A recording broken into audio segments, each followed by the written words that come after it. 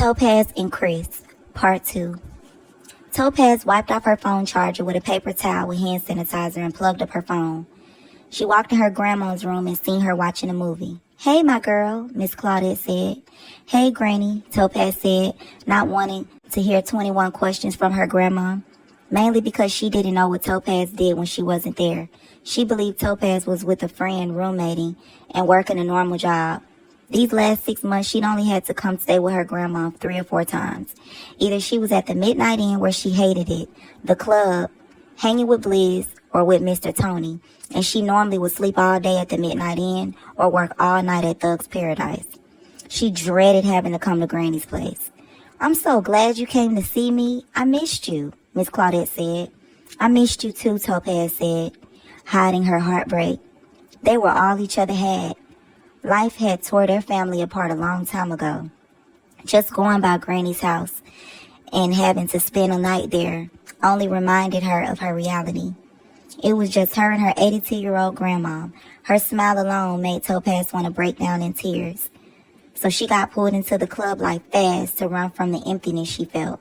She kissed Miss Claudette's forehead and headed out her room. "Stay as long as you want. I hate being here alone," Miss Claudette said.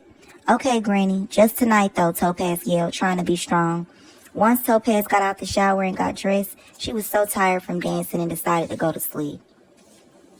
Brett was wrapping up a small meeting with all the employees. Chris decided to have a shot of Jack Daniels or two before the club got busy. He really was a little antsy about seeing Topaz, and he didn't understand why. He was used to seeing naked women, even before doing security at the strip club. Chris finished his second shot and placed the glass down as he leaned back on the bar counter, and his mind trailed down memory lane. Topaz picked up her purse and bag once security searched her and her things, and she quickly walked in the locker room, noticing the same new security guy leaning at the bar. She thought to herself, what was he thinking about? He seemed to be deeply thinking about something. As Topaz placed the last touch on her hair and makeup, she took a sip of her drink and headed out the locker room to hustle. Topaz noticed Chris patting a group of guys coming in one by one, and she suddenly decided to get another drink. 3 hours later and several drinks in, Chris noticed he was watching Topaz more and more than he was paying attention to the door. He hit his bait and told himself to focus. Topaz was sitting down chatting with a guy when she told herself once the last song was over, she was going to say something to Chris. "Hey, how long you been working here? I just noticed you the other day." Topaz blushed hard while leaning back on the wall near the security stand. Chris laughed, knowing she was only opening up because of alcohol in her system. Then he responded, "Yeah, it's been 3 weeks." "3 weeks," Topaz said. Surprised, Chris laughed again. "Yep." "Well, I haven't seen you in here no 3 weeks," Topaz said. "Yeah, I was watching the cameras all around the building, the parking lot, and stuff like that," Chris said. "Oh, okay, I see," Topaz said, knowing that some of the security guards did do that. "Well, I was just saying, hey, new guy," Topaz flirted, laughing and walking away. "Okay, Miss Topaz, see you later," Chris said, knowing she was a little different when she was sober. The rest of the night, Chris had to get fresh air every time the DJ played slow songs, R&B songs, or anything romantic. He got these wild emotions and crazy visions in his mind of doing some things to Topaz. He could see her riding him from the back in VIP, or him on top of her folding her like a pretzel, and he kept watching the time on his phone because he was so hard and starting to worry if what he was feeling for Topaz was showing.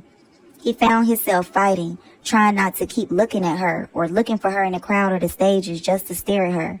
That worked for a few, but soon as he would see her face and plump ass cheeks, he would feel things getting serious all over again. "You good? You need a ride?" Chris said. "The club is closed," to Topaz while he walked in the locker room and seen her throwing up in the trash. Topaz's head was spinning. She only had $350 after paying her tip out, and she knew she didn't make her goal to get an Airbnb for 2 weeks because she ended up tapping out and getting so drunk. Now she needed to sober up so her head would stop spinning, and so she could order her an Uber. Chris knew she was tipsy earlier when she was talking to him. He knew Topaz was a gorgeous woman, and he would never do anything lame towards her and try to take advantage of her while she was so drunk. But he could not help the thoughts going through his mind, looking at her in her fishnets, a thong one-piece red leotard, and the thigh-high silver glitter boots that Topaz had on. She had him on rock, and her blonde wig down to her ass with bangs gave Topaz an exotic black anise look. He was having those visions and feelings again, but stronger now. He was so close and alone with her. As Topaz kept throwing up, Chris watched her ass jiggle a little every time she moved and kept thinking about how he would make her jump up and down on his magic stick. Topaz, he called her name. She wiped her face and mouth with a washcloth she had and then drank some water. Yeah, she said to him, barely being able to focus on his face. Do you need a ride home? Chris asked her. Yeah, that's cool, Topaz said. You already got a room here? Chris asked Topaz as he parked where the GPS took them from the address that Topaz gave him. Yeah, I do. I'm in room 106 by the office. Topaz had sobered up on the way home and was embarrassed how wet she was. She had snuck a few peeks in looking at Chris as he was driving him to the room. Okay, Miss Topaz, be safe. Text me at 333-6036. Topaz programmed the number in her phone and then said, thanks, love, and climbed out of his truck and walked towards the room. The next few nights, work was lit, productive, and time seemed to fly. Chris kept shit all business because he was feeling Topaz. Topaz continued getting drunker and drunker every night to hide the feeling she was feeling for Chris. But she was making some good money.